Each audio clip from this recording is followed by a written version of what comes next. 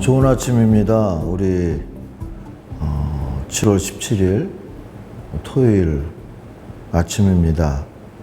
요한일서 4장을 함께 읽겠습니다.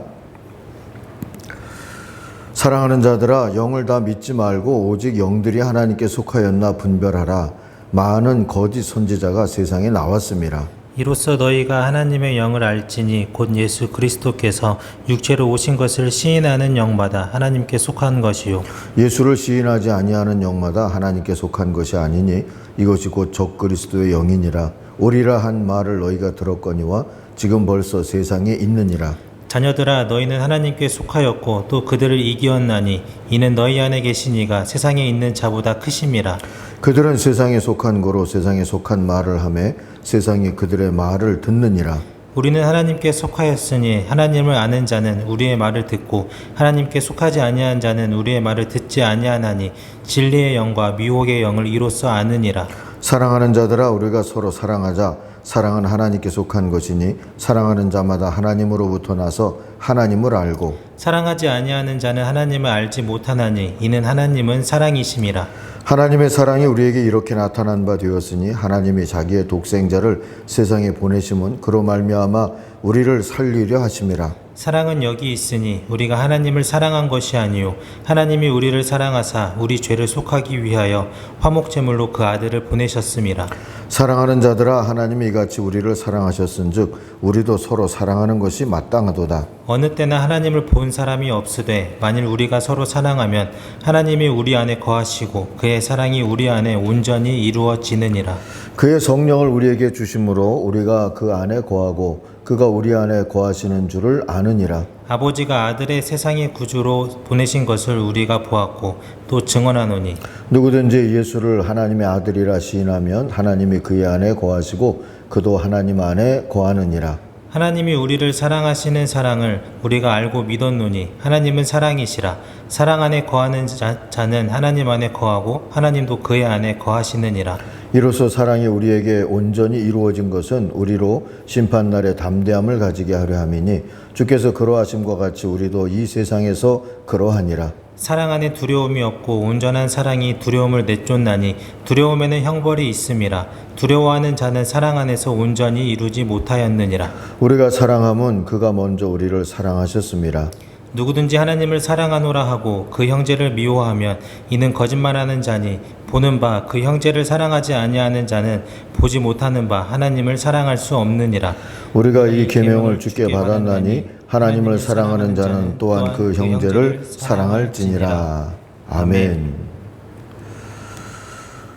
사랑하는 게 마땅하다. 오늘 아침에 묵상의 제목입니다. 이 자리는 우리 본당 꼭대기 다락방 같이 되어 있는 방인데 우리 당회실로 쓰고 있는 방이죠.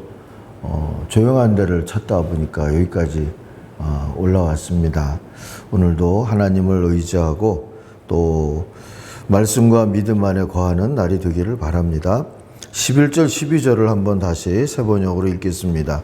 지금까지 하나님을 본 사람이 없습니다.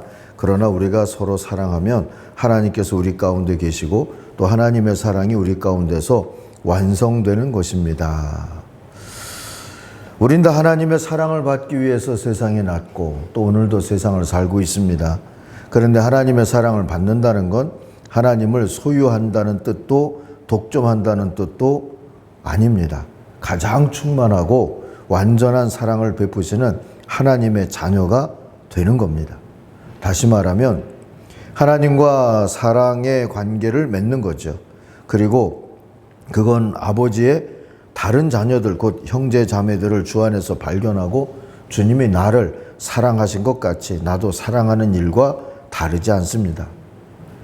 그런데 문제는 사랑하는 것이 우리의 본성은 아니라는 겁니다. 우리의 본성은 하나님을 사랑하고 하나님의 사랑을 거절하고 죄인이 되었던 에덴 동산의 첫사람들 아담과 하와 그의 자녀들인 가인과 아벨의 본성과 다르지 않습니다. 그래서 우리는 사랑하는 법을 배워야 합니다. 쉬운 일은 아닙니다. 진정한 사랑을 하려면 하나님의 은혜와 사랑을 의지하고 수많은 연습과 인내가 필요하다 할 것입니다. 힘들어도 계속해서 사랑의 방식대로 사랑하고 생각하고 행동하도록 우리 자신을 훈련할 수 있는 여러분도 되고 저도 되었으면 좋겠습니다. 그래서 우리에게는 공동체가 필요합니다. 혼자서는 사랑을 배울 수 없기 때문이죠. 하나님 아버지의 또 다른 자녀들, 곧 형제 자매들을 사랑하기 위해서는 다양한 관계를 통해 사랑을 선택하고 연습해야만 합니다. 성경은 이것을 친교나 사귐이라고 표현합니다. 서로 사랑하라 하는 말씀은 성도들 또 이웃과 친교와 사귐 속에 거하라 하는 뜻입니다.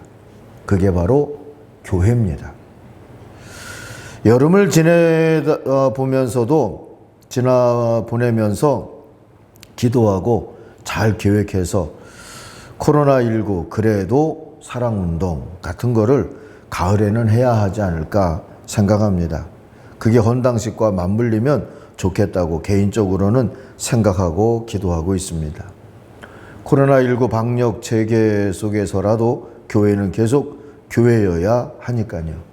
교회는 예배이고 교육이고 봉사고 전도이고 선교인 것처럼 또한 사귐입니다. 어떤 방식으로든 사랑 나눔의 사귐으로 우리는 하나님 안에 거할 수 있고 또 거해야 하는 것입니다.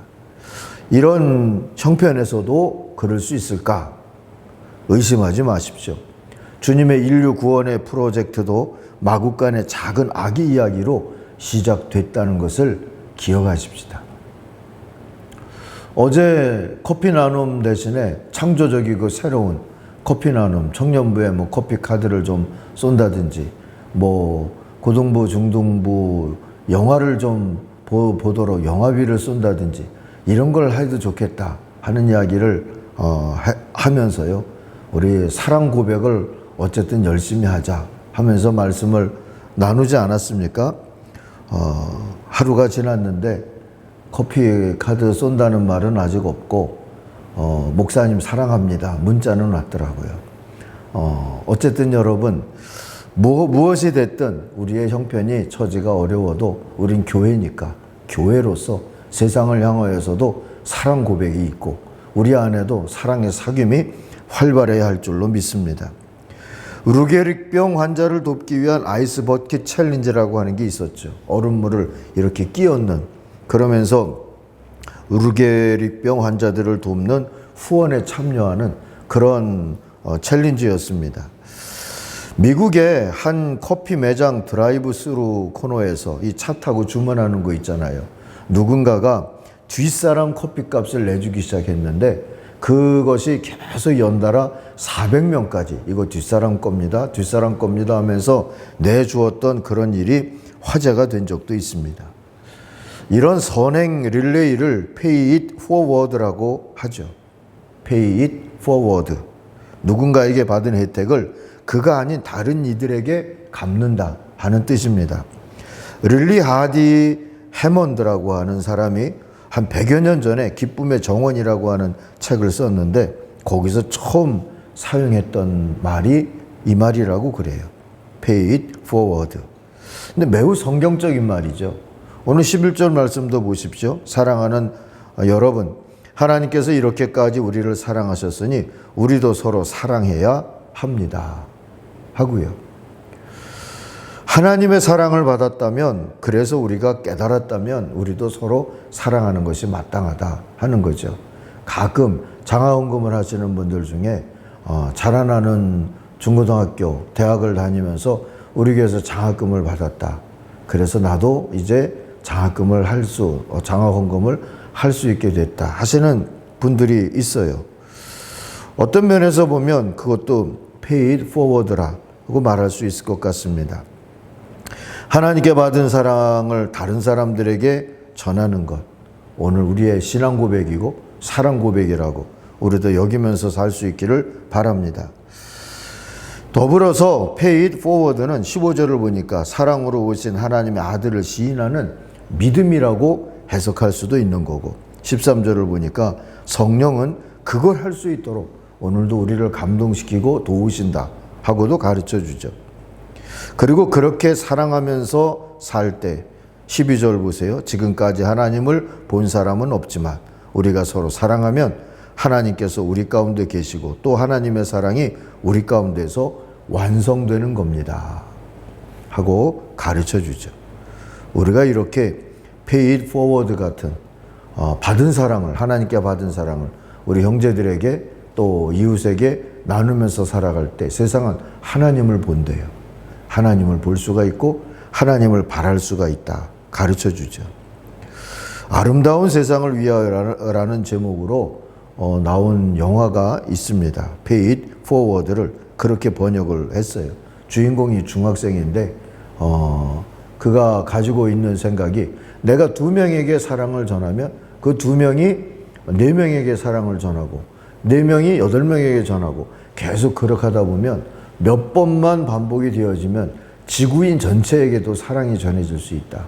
뭐 그런 선행 릴레이를 얘기했던 실화를 바탕으로 했던 영화라고 제가 알고 있는데 여름에 한번 자녀들과 그 영화를 다시 보는 것도 좋을 것 같습니다.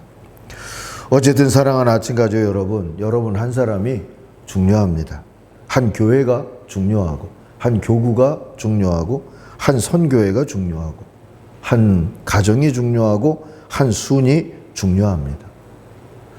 우리가 부족하지만 연약하지만 우리도 모자라지만 받은 사랑을 깨달으면 그 사랑으로 살리라 하고 고백하며 살 때 놀라운 일들이 벌어지리라 믿습니다. 11절 보시면 주님의 이렇게까지라는 표현이 나오는데 이렇게까지라는 말은 죽기까지 또는 될 때까지라는 뜻입니다. 우리도 모든 사랑 이야기를 만들어 보십시다. 이렇게까지, 될 때까지. 그게 여러분 가정의 전통이 되기까지, 건강한 솔틴 교회의 역사가 되기까지, 주님이 보이는 공동체의 현실이 되기까지 우리도 그렇게 해보십시다. 주님이 성령으로 도와주실 줄 믿습니다. 기도하겠습니다. 하나님 아버지, 착한 일의 릴레이에 참여하고자 하는 그런 감동과 소명을 우리에게 주시고 또 그렇게 실천하고자 또 마음 먹는 마음들을 하나님이 축복하여 주시고 또 그렇게 살고자 하는 공동체들을 하나님이 복되게 하여 주시기를 원합니다. 주님, 우리를 인도해 주셔서 사랑하는 게 마땅하다 하신 말씀을 이루면서 살게 하여 주옵소서. 예수님의 이름으로 기도하옵나이다. 아멘. 하늘에 계신 우리 아버지, 아버지의 이름을 거룩하게 하시며 아버지의 나라가 오게 하시며 아버지의 뜻이 하늘에서와 같이 땅에서도 이루어지게 하소서. 오늘 우리에게 일용할 양식을 주시고 우리가 우리에게 잘못한 사람을 용서하여 준 것 같이 우리 죄를 용서하여 주시고 우리를 시험에 빠지지 않게 하시고 악에서 구하소서. 나라와 권능과 영광이 영원히 아버지의 것입니다. 아멘. 같이 기도하겠습니다.